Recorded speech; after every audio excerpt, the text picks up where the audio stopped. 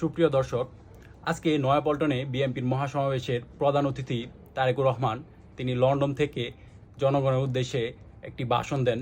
তো তার মূল্যবান ভাষণটি চলুন সবাই মিলে দেখে আসি।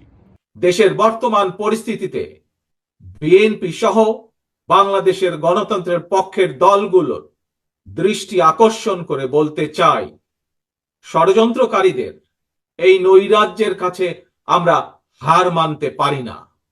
আমি বিশেষ করে এই মুহূর্তে দেশের সবচেয়ে বড় এবং জনপ্রিয় রাজনৈতিক দল হিসাবে সারা দেশে বিএনপির সর্বস্তরের নেতাকর্মীর প্রতি আহ্বান রেখে বলতে চাই, আপনারা যিনি যেখানে বসবাস করেন সেখানে আপনার বন্ধু কিংবা পাড়া প্রতিবেশী, তিনি মুসলমান, বৌদ্ধ, হিন্দু, খ্রিস্টান, ধর্মীয় পরিচয় যাই হোক না কেন, বিশ্বাস যাই হোক না কেন, তার নিরাপত্তায় আপনি ঢাল হিসাবে দাঁড়িয়ে দৃষ্টান্ত স্থাপন করুন।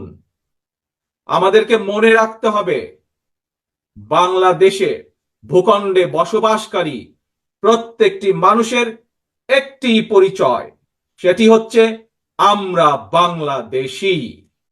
অস্থিতিশীলকারীদের আমি হুঁশিয়ার করে দিয়ে বলতে চাই, পুলিশ কিংবা ধর্মীয় সংখ্যালঘু জনগোষ্ঠী আজ থেকে, এই মুহূর্ত থেকে হামলা কিংবা নৈরাজ্য বন্ধ করুন।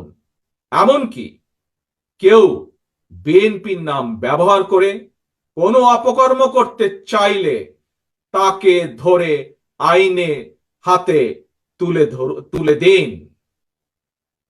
কোন পুলিশের বিরুদ্ধে কোনো সুনির্দিষ্ট অভিযোগ থাকলে সংশ্লিষ্ট কর্তৃপক্ষের কাছে যথা নিয়মে অভিযোগ দায়ের করুন।